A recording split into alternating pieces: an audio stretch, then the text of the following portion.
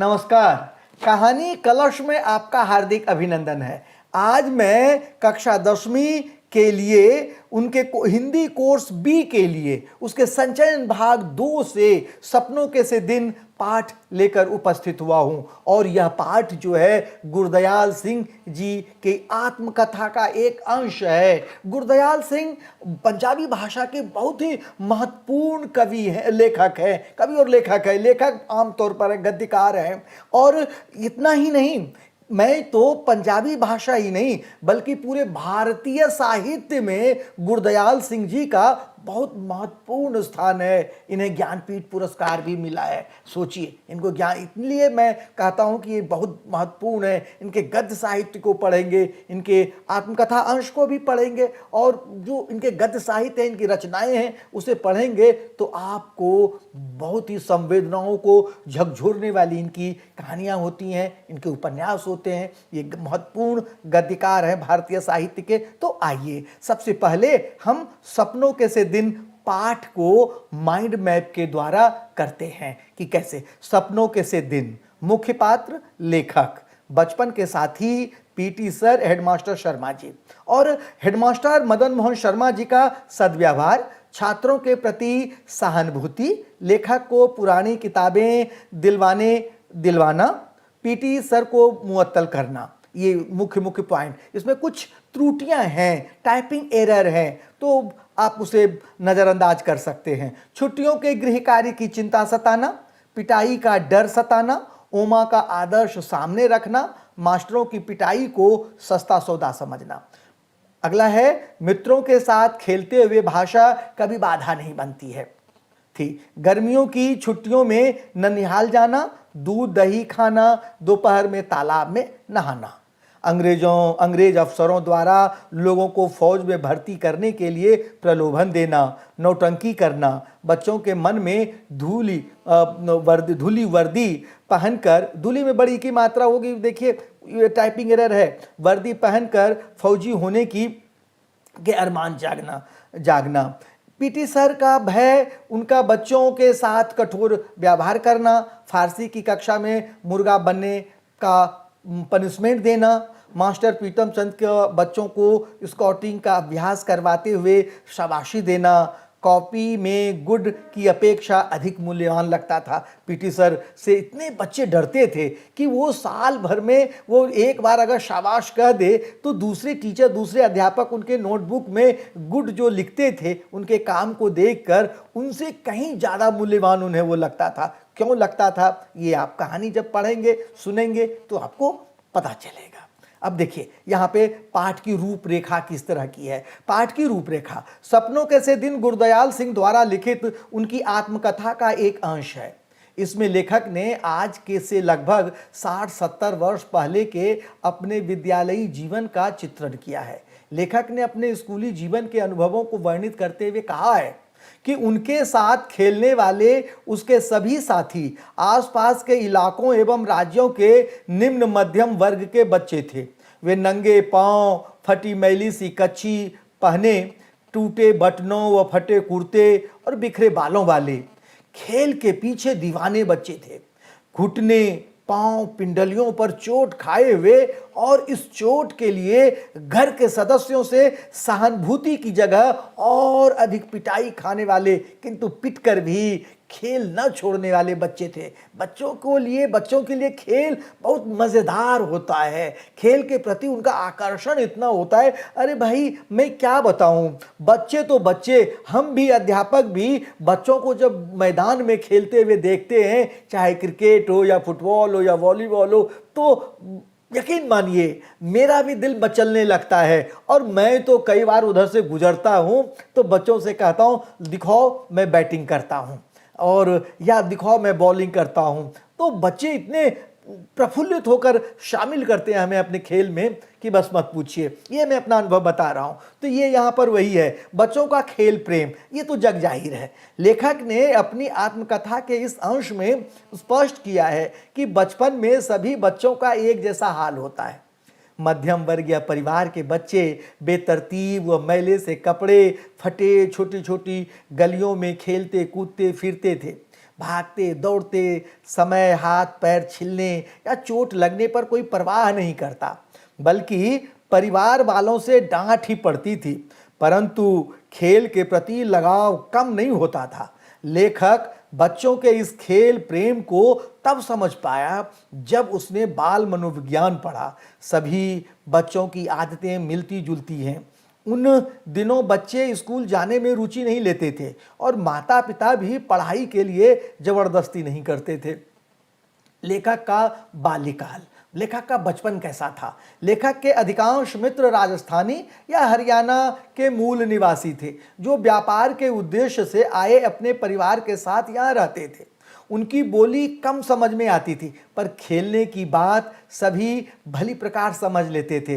बचपन में हरी भरी घास और रंग बिरंगे फूलों की सुगंध बहुत अच्छी लगती थी। उन दिनों स्कूल में साल के शुरू में 1-1.5 महीने पढ़ाई हुआ करती थी, फिर छुट्टियां शुरू हो जाया करती थी। एक बात मैं आपको बताऊं, देखिए उदाहरण के लिए आईपीएल का मैच आप देख सकते हैं, ले सकते हैं कि यहाँ पर इस आईपीएल के मैच में विदेशी खिलाड़ी कितने सारे होते हैं, लेकिन और बहुत से ऐसे हमारे भारतीय खिलाड़ी हैं जो उनकी भाषा को नहीं समझते हैं, लेकिन दोनों जब बैटिंग या बॉलिंग या फील्डिंग कर रहे होते हैं तो एक दूसरे को अपनी बातों से अच्छी तरह से वाकिफ करा देते हैं, एक दूसरे की बातों को अच्छी तरह से समझ लेते हैं। और ये दूसरी बात, जो रंग बिरंगे फूलों की सुगंध की बात कही है, आज से लगभग मैंने 30 साल पहले या 25 या 30 साल पहले मैंने या 30 साल पहले मैंने विद्यालयी जीवन का अंत ये किया था। और मैं आपको बताऊं कि अभी भी मुझे अपने विद्यालय के जो फूल जो थे, जो मैं तोड़ता था और दूसरे बच्चों के साथ फूल, गेंदा के फूल होते थे और हाथ से ही कॉपी से ही उसको एक दूसरे को हम फेंकने खेलने लगते थे, बैडमिंटन का रैकेट को नुमा बनाकर। तो बहुत मज़ेदार खेल होता है। आप लोगों ने भी खेला होगा, आप लोगों को भी अनायास ही वो चीज़ें याद आ जाएंगी बचपन में जो चीज़ें आप करते हैं। ग्रीष्मावकाश के दिन छुट्टियां प्रारंभ होते ही लेखक गुरदयाल सिंह जी माँ के साथ ननिहाल चले जाते थे। हम लोग भी जाते थे। वहां नानी खूब दूध दही मक्खन खिलाती थी, बहुत प्यार करती थी। जिस साल ननिहाल नहीं जा पाते तब अपने घर से थोड़ी दूरी पर बने तालाब पर जाया करते थे। कभी कभी पानी में कूदते, कभी रेत के टीले पर चढ़ते, कभी कभी तालाब में कूदकर अच्छे तैराक की तरह हाथ पांव हिलाते। इन शरारतों में कब सुबह से शाम हो जाती पता ही नहीं चलता। जैसे जैसे छुट्टियां बीतने लगती तो मास्टर जी द्वारा दिया गया कार्य, होमवर्क जो कहते हैं, ग्रीष्मावकाश कार्य जो है, वो कब खत्म हो जाता, वो बन ही नहीं पाता, वो समय नहीं निकल पाता। सारी मस्ती में बाधा कुछ मित्र ऐसे थे जो छुट्टियों का काम करने की बजाय मास्टर जी की पिटाई को अधिक सस्ता सौदा समझते थे। कभी कभी कुछ समय के लिए लेखक भी ऐसे बच्चों को अपना नेता मान बैठता था। देखिए, लेखक का स्कूल बहुत छोटा था। उसमें केवल 9 कमरे थे। दाईं ओर पहला कमरा हेडमास्टर श्री मदन मोहन शर्मा जी का था। स्कूल की प्रार्थना के समय वह बाहर आते और अनुशासन में खड़े छात्रों को देखकर बहुत खुश होते थे। मास्टर प्रीतम चंद जो खेल अध्यापक थे, स्वभाव से बहुत कठोर थे। सरल तथा विनम्र स्वभाव के हेडमास्टर 5वीं और 8वीं कक्षा को अंग्रेजी स्वयं पढ़ाते थे। क्रोध आने पर कभी कभी गाल पर हल्की सी चपत लगाते थे, फिर भी स्कूल जाने से बच्चे जी चुराते थे। बिल्कुल होता है। मैं जब देखता हूँ स्कूल में बहुत से बच्चे जो प्राइमरी जो आते हैं वो रोते हुए आते हैं। उनके मम्मी पापा गेट तक छोड़ जाते हैं और दीदी भैया जो गेट पर होते हैं वो बच्चों को ले जाते हैं, लेकिन बड़े ही रोते हुए स्कूल जाते हैं, क्लास की ओर जाते हैं। लेकिन छुट्टी के समय देखिए कितने खुश होते हैं। उनकी प्रफुल्लता देखकर आप मुग्ध हो जाएंगे। मैं भी हो जाता हूँ। जब खेल अध्यापक स्काउटिंग का अभ्यास कराते, नीली पीली झंडियाँ हाथों में पकड़वा कर ऊपर नीचे दाएं बाएं करवाते और गलती न करने पर जब वह शाबाश कहते तो ऐसा लगता कि लेखक या उसके मित्रों ने किसी फौज के सभी तमगे जीत लिए हों। लेखक का मध्यम वर्गीय परिवार। हेडमास्टर साहब लेखक को हर वर्ष किसी धनी लड़के की पुस्तकें दिलवा देते थे।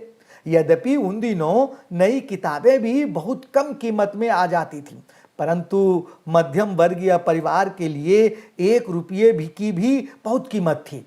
अपने परिवार में लेखक ही पहला लड़का था जो स्कूल जाने लगा था। लेखक को नई श्रेणी में पहुंचने पर कभी कोई विशेष प्रसन्नता नहीं हुई। वह सदैव पढ़ाई का बोझ बढ़ने और अध्यापकों द्वारा भयभीत रहता था। दूसरे विश्व युद्ध का समय था। वह समय दूसरे विश्व युद्ध का था। नाभा रियासत के राजा को अंग्रेजों ने देहांत हो गया था। अंग्रेजों पिछले वर्ष से उनका बेटा विलायत में पढ़ रहा था। उन दिनों अंग्रेज 1923 में गिरफ्तार अंग्रेजों ने उन्हें 1923 में गिरफ्तार कर लिया था और जिनको कोडाई कनाल जो तमिलनाडु में है, फौज में उसे वहाँ पे भर्ती करके उसमें जेल में बंद कर दिया था। फौज में भर्ती होने के लिए अपने से नहीं करवा पा रहे, तो कुछ उल्टी सीधी पंक्ति हो गई है यहाँ पर। तो अंग्रेज जो थे नौटंकी वालों को साथ लेकर आते थे और नौटंकी में फौजियों का सुखी जीवन दिखाकर लोगों को आकर्षित किया जाता था।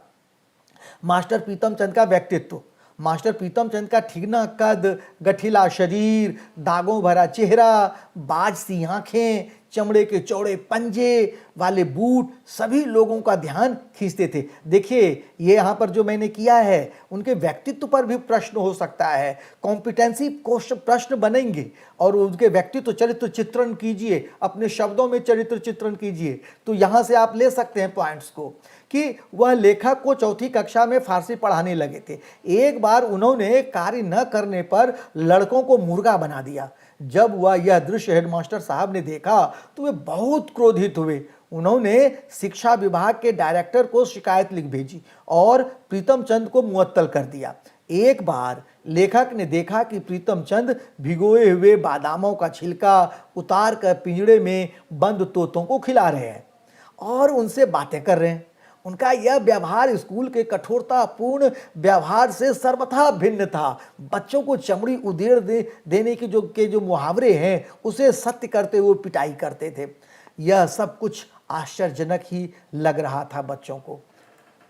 देखिए अब इस प्रश्न जो हमने पाठ को बिंदुवार तरीके से किया है, इसके बाद कुछ प्रश्न बनते हैं और ये प्रश्न जो हैं कॉम्पिटेंसी आधारित प्रश्न हैं। ध्यान दीजिए, मैं एक एक प्रश्न और उसके उत्तर को भी लेकर आया हूं, तो आप प्रश्न और उत्तर दोनों सुनिए। देखिए, लेखक को स्कूल जाने के नाम से उदासी क्यों आती थी? सपनों के से दिन पाठ के आधार पर स्पष्ट कीजिए। आपको स्कूल जाना कैसा लगता है और क्यों? लेखक को बचपन में स्कूल कभी भी खुशी से भागे जाने की जगह नहीं लगी। चौथी कक्षा तक लेखक अपने कुछ सहपाठियों की तरह रोते चीखते ही स्कूल पहुंचता था। कई बच्चे तो स्कूल तालाब में बसते तो स्कूल तालाब में किताब कॉपियों को फेंक पढ़ाई को ही तिलांजलि दे देते थे।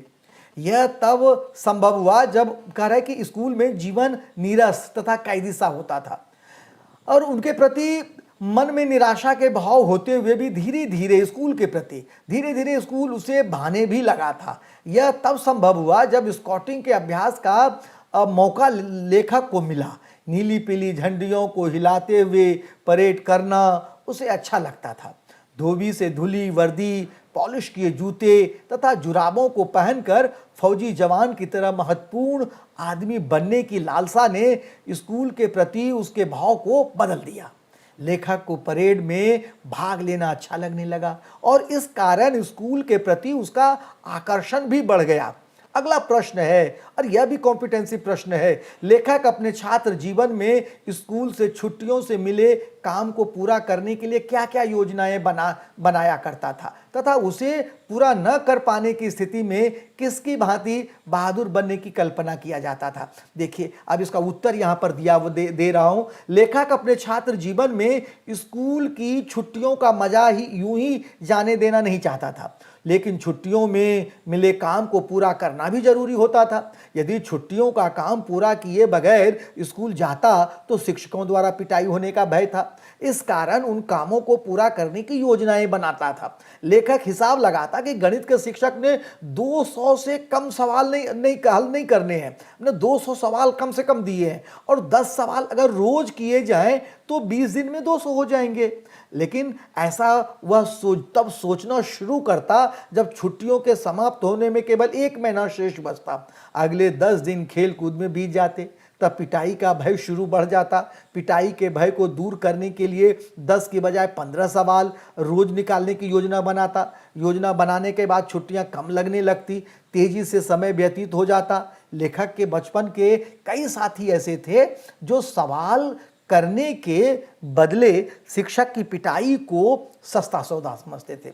छुट्टियों के पूरा हो जाने पर काम नहीं हो पाने की स्थिति में लेखक अपने सहपाठी ओमा की तरह बहादुर बनने की कल्पना करता था। अगला प्रश्न देखिए, स्काउट परेड करते समय लेखक स्वयं को महत्वपूर्ण आदमी, फौजी जवान समझने लगता था। कथन के आलोक में अपने विचार प्रकट कीजिए। स्काउट परेड में लेखक साफ सुथरी धुली ड्रेस, बूट व जुराब पहनता था। जब वह कदम मिलाकर परेड करता था तो स्वयं में एक फौजी जैसी आन बान शान को महसूस करता था। विद्यालय जीवन में इस प्रकार की गतिविधियों एवं प्रशिक्षण की आवश्यकता होती है। इससे विद्यार्थियों के जीवन में अनुशासन एवं मेहनत का समावेश करके देश के लिए उपयोगी नागरिक बनाए जा सकते हैं। खेल कूद, वाद विवाद, नाटक, सांस्कृतिक कार्यक्रम, प्रतियोगिताएं आदि विद्यार्थियों को भावी जीवन के लिए तैयार करती हैं। पुस्तकों से बालक को पुस्तकीय ज्ञान प्राप्त होता है, किंतु ये गतिविधियां उसे व्यावहारिक ज्ञान देती हैं। बालक में धैर्य, अनुशासन, लगन, मेहनत, कर्तव्य परायणता, आपसी सामंजस्य आदि गुण विकसित होते हैं। अगला प्रश्न देखिए, आज की शिक्षा व्यवस्था की स्पेलिंग गलत है, इसको ठीक कर लीजिएगा। व्यवस्था में विद्यार्थियों को अनुशासित बनाए रखने के लिए क्या तरीके निर्धारित हैं? सपनों के से दिन पाठ में अपनाई गई विधियां आपस के संदर्भ में कहां तक उचित लगती हैं? जीवन मूल्यों के आलोक में अपने विचार प्रकट कीजिए। अपने विचार, ये कॉम्पिटेंसी है, क्रिएटिव प्रश्न है, इसके उत्तर भी उसी तरह से होंगे। कोई जरूरी नहीं कि सभी बच्चों के एक जैसे उत्तर हों, अलग अलग हो सकते हैं। और उसी तरह से आपके एग्जामिनर जो टीचर हैं, जो पेपर चेक करेंगे, वो भी उसी तरह से करेंगे, क्योंकि हमें ट्रेनिंग दी जाती है कॉम्पिटेंसी आधार पर ही प्रश्नों के उत्तर जांचने का।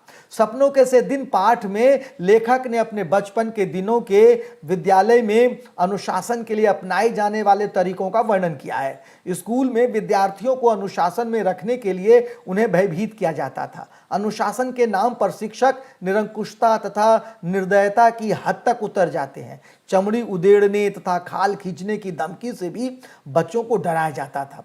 पढ़ाई के नाम पर काम का बोझ विद्यार्थियों पर डाला जाता था। विद्यार्थियों पर पाठ याद करके नहीं आने पर विद्यार्थियों को कठोर शारीरिक दंड दिया जाता था। वर्तमान समय में विद्यार्थियों को शारीरिक सजा देने पर पाबंदी लगा दी गई है।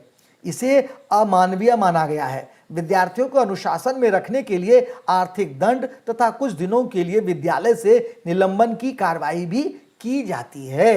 अगले प्रश्न पर चलते हैं। अगला प्रश्न है, सपनों के से दिन पाठ के आधार पर लिखिए कि अभिभावकों की को बच्चों की पढ़ाई में रुचि क्यों नहीं थी। पढ़ाई को व्यर्थ समझने के पीछे क्या कारण हो सकता है? अपने अनुमान के आधार पर उत्तर दीजिए। यहां पर भी ये भी कॉम्पिटेंसी है, अलग अलग हो सकते हैं अनुमान बच्चों के। प्रस्तुत पाठ में अभिभावकों को बच्चों की पढ़ाई में रुचि न रखने के कारण सामाजिक वातावरण माना जाता है। लेखक के अधिकतर पड़ोसी व्यवसाय करते थे। कोई परचून की दुकान चलाता था तो कोई अपना छोटा मोटा काम धंधा करता था। वे अपने बच्चों को स्कूल भेजने की अपेक्षा व्यवसाय में लगाने पर अधिक बल देते थे। वे अपने बच्चों को अक्सर डॉक्टर, वकील न बनाकर बही खाते जांचने और मुनीमी आदि का काम सिखाना चाहते थे। मेरे अनुमान के आधार पर पारिवारिक पृष्ठभूमि का कम पढ़ा लिखा होना तथा गरीबी आदि कारण ही ऐसे हो सकते हैं जिससे अभिभावक पढ़ाई को व्यर्थ समझते थे। सपनों के से दिन पाठ से पाठक को क्या संदेश मिलता है? अपने विचार प्रकट कीजिए। ये आपके लिए है, बिल्कुल खुली है, आप लिखिए आपके क्या इसमें है। कह रहे उत्तर जो है मैंने इसमें संभावित उत्तर दिए हैं आपकी तरफ से। कह रहे कि प्रस्तुत पाठ स्वयं में गागर में सागर की भूमिका निभाता है।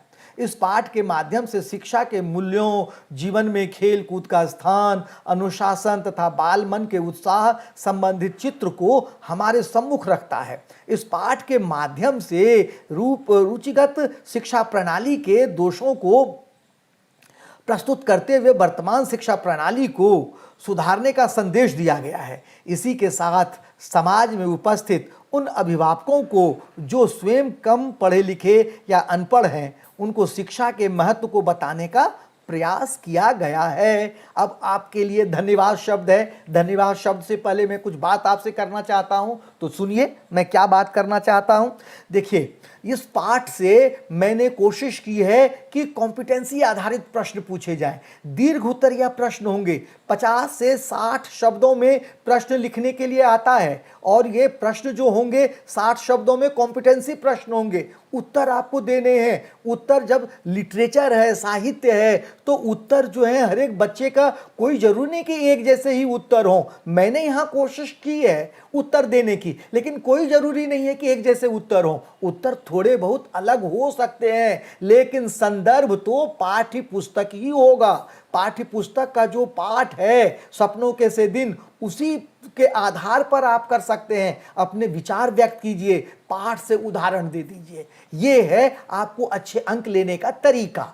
अब जो है, अगर वीडियो आपको अच्छा लगा हो तो कमेंट्स बॉक्स में कमेंट जरूर कीजिए। अगर कमेंट्स नहीं करेंगे तो मेरा जोश कैसे दुगना होगा, आप खुद बताइए। और अब मैं धन्यवाद कहता हूं। धन्यवाद कहने से एक बार फिर से मैं आपको कहूंगा कि कमेंट्स बॉक्स में आकर कमेंट्स कीजिए। लाइक और सब्सक्राइब तो भूलिए ही नहीं। आप लाइक और सब्सक्राइब अवश्य कीजिए और मेरा धन्यवाद स्वीकार कीजिए। आप बहुत बहुत धन्यवाद।